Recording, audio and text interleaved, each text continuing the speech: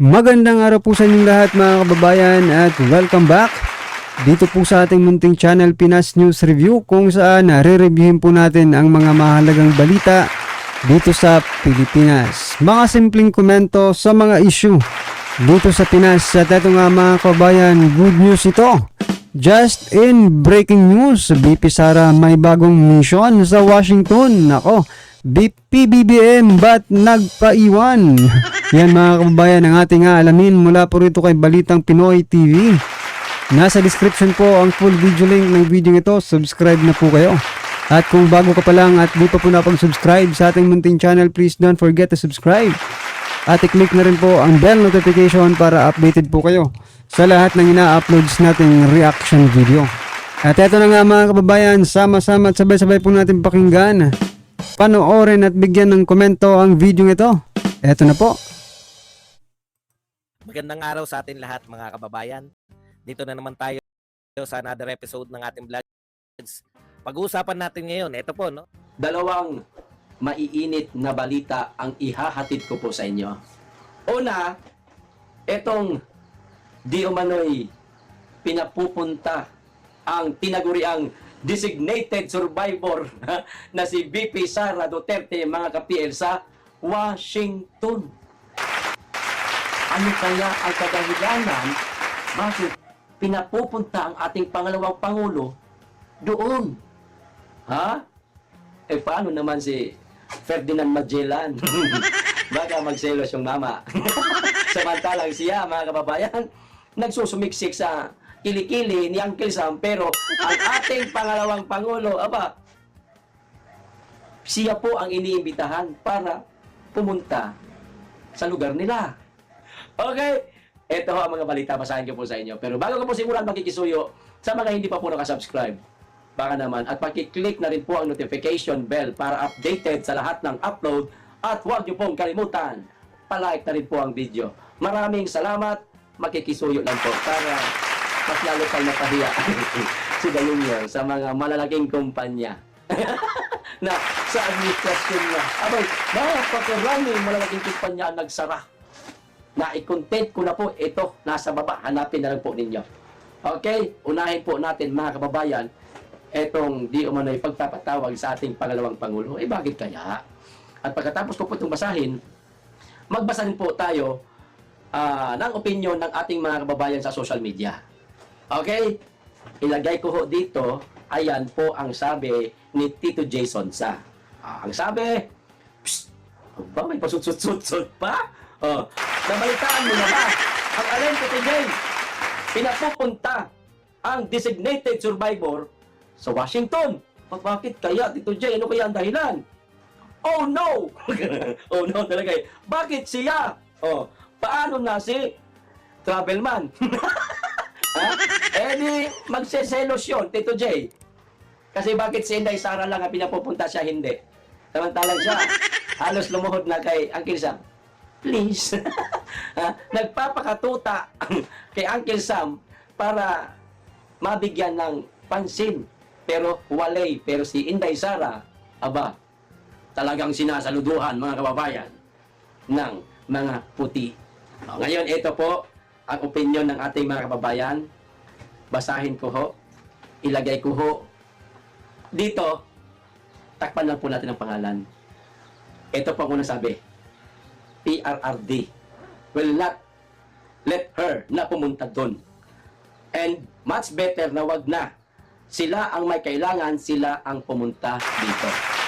Tama. Eh bakit mag-upsell tayo ng pera na naman para pumunta si Inday Sara sa kanila? Baka mabatikos pa ang ating pangalawang Pangulo, mga kapil, dahil dyan. Di ba? Tama nga naman. Sila. At saka mga kababayan, magmumukhang ano na naman tayo, magmumukhang kawawa, no? Pag pumunta si BP Sara dyan sa Washington, mga ka-review natin, diba? Iniimbitahan eh. Kung iniimbitahan, tapos, diba? Kasi, natanim na po sa utak ng Pilipino na kakampi na talaga natin ang Amerika, diba? Pero sa totoo lang, nakikita naman po natin, no? Wala tayong magagawa dyan mga karibin natin. Pero dapat hindi talaga pumunta dyan si BP Sara. Dahil magmumukhang kawawa ang Pilipinas. Parang palagi nila tayong yuyuko. Ha? Dyan sa Amerika. Diba? Lang may kailangan sila pumunta rito kahit representante man lang. Ito pa. Malakas ang intelligence ng US sa Pilipinas and for sure alam nila na mababa ang popularity ni BBM at si Inday ang posibleng next president ligawan na habang maaga pa. Oy! Hindi ganyan ang pangalawang pangulo, hindi yun basta-basta nagpapaligaw. Let's say ganyan po ang purpose ng pagpapapunta, no, kay BP Sara dyan sa Washington, mga kababayan. Sa palagay niyo po ba, papayag si BP Sara na makipag-alyansa sa US? Yan po ang malaki nating tanong. Pero base po sa ipinapakita ng mga Duterte, no, mukhang malabo po yata na mangyari yan. Kaya ngayon pa lang siguro ay, di ba, first attempt. First attempt na sa UN. Dahil tama yung sinasabi kanina na baka nga. Hindi lang talaga baka, malaki talaga, malawak siguro. At hindi lang siguro, malawak talaga yung intelligence ng intelligence community na, di ba? Ng Amerika dito sa Pilipinas. Di ba? Kahit wala kang intelligence, ano mo pa rin Di ba? Mawawari mo pa rin, di ba?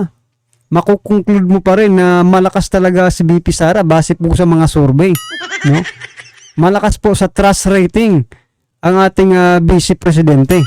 Samantalang po ang ating president ay malakas din naman po, sa distrust. No, distrust rating naman, so yan.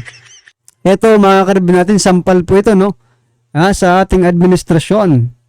Wherein, no? Or especially sa Pangulo. Dahil siya po dapat ang iniimbitahan dyan, hindi po si BP Sara. Pero hindi pa rin po natin masasabi na ganyan talaga ang purpose ng US. Di ba? Kasi nga po, teka. Di ba yung mga gold na yan? Nasa ibang bansa. Hindi rin natin alam kung anong nasa utak ng US Baka gamitin lang si Inday, Baka gamitin lang si Vice President Sara Duterte. Kasi alam niyo, pag pera po talagang pinag-uusapan, ibang klase po talagang ang mga nakaupong leaders natin ngayon, di ba? Pag pera pong pinag-uusapan, dilat agad ang mga mata niyan, kahit natutulog, didilat talaga yan. Yung mga frozen accounts, di ba? Kaya hindi pa rin natin masasabi na kay BP Sara talaga ito. Baka ginagamit lang dito si BP Sara. Kasi alam naman po natin na eto, opinion lang din po ito mga karibin natin, pero marami pong nagsasabi na baka lang may kasunduan ng US at saka si President Bongbong Marcos Jr. patungkol po dyan sa mga frozen frozen na yan, di ba? Matalas ang pag-iisip nun kasi hindi bangag. Hindi katulad nito, sayang. Uto. Ginawang tuta ngayon ng Amerikano, mga kababayan. Kita nyo, kahit sa bansa, napakarami. Di ba? Ito pa isa. Ramdam kasi nila na si BP Inday Sara ang susunod na presidente. At baka mapaaga pa ang pag-upo. Magsisip-sip muna sa kanya para di maitsapwera ang EDCA site. Lahat, no? Tumpak ang komento ng ating mga kababayan. Ito pa huli. Baka nakikita nila ang mga rallies all over the world. At nakikita nila na mapapatalsik yung aso nila really soon. Kaya kakaibiganin nila si BP Sara. Ay nako. At saka mga kababayan, manonotice rin ng Amerika, 'di ba? Yung palitan ng currency natin. Piso at dolyar, 'di ba? Masyado na pong mahina ang piso, mga kababayan. Ha? Bakit nakikipagkaibigan yung ano? 'Di ba? Kung mahina na pala tayo yung ekonomiya, 'di ba? Malakas po ang dolyar. 'Di ba? Doon pa lang manonotice talaga nila na hindi effective yung mga ginagawa ng administrasyon para tulungan o palakasin ang ekonomiya ng bansa. Wherein sa panahon ngayon, mga kababayan, hindi na po labanan ng mga itak yan, di ba? Hindi na po labanan ng mga sundang.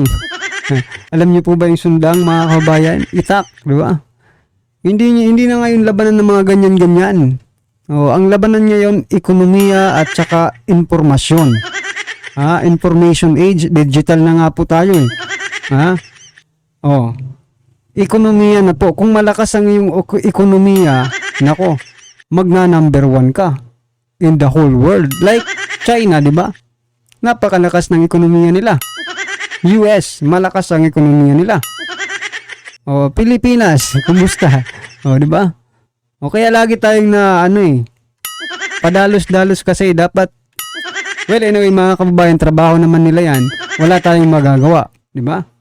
Ang magagawa lang natin ngayon, ay makapagtiis-tiis pa. Kung hanggat makakaya pa, di ba? Magtiis-tiis muna tayo. Pag pumasok po ang bagong administrasyon, ay tingnan po natin, baka para sa atin na yon. Makatulong na palaguin ang ekonomiya ng bansa.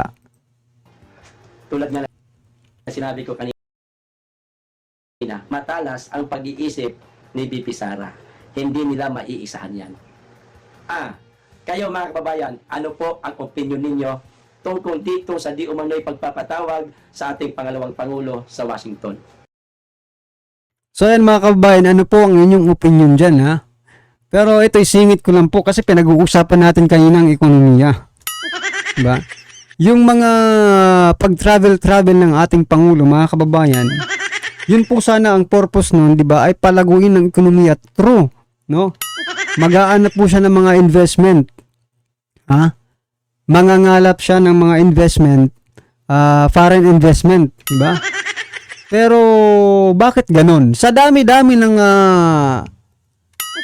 labas ng ating Pangulo sa iba't ibang bansa. Bakit ganon? Na-reverse psychology ba tayo? Na-reverse psychology ba tayo? Kasi wala namang nangyari sa ekonomiya. Mas lalo pa tuloy naghirap ang taong bayan. Di ba? Kaya hindi, yan nga po mga kababayan. Tama po yung sinasabi. Ito, example ko lang. For example, sa simbahan, di ba? Hindi po lahat ng nagsisimba ay relihiyoso na. Di ba? Or, di ba, committed ka talaga sa Lord, di ba? Yung iba dyan, kunwari, di ba? Ganun din po dito sa nangyari sa atin, mga kababayan. Hindi po lahat ng pag-travel ni PBBM, pagsimba-simba ni PBBM doon sa iba't ibang bansa, no? Para makaano ng foreign investment. Hindi po lahat nagbunga ng mabuti or nagkaroon ng investment. Yung iba pledges lang, mga karibin natin. Bakit yung pledge? Yung pledge bang yan ay naipapagawa ng mga project, na napupundar para palaguin or maging progressive ulit ang Pilipinas? Hindi naman, di ba, mga kababayan? Kasi pledge lang yan eh. Minsan ang pledge, mga kababayan, is made to be broken. Di ba? Yung mga pangako ay talagang minsan napapako yan. Hindi lang minsan, kadalasan talaga napapako yan. Lalo na kapag mga ganyan-ganyang investment, di ba? Parang networking din yan mga kababayan, di ba? Pinapangakuan ka lang. Well, anyway, mga karibin natin, ano man po ang iyong opinion patungkol po sa video ito? I-comment lang po sa baba para at least alam po ng ating mga kababayan ng inyong pong opinion, reaksyon patungkol po dito, right? Maraming salamat po.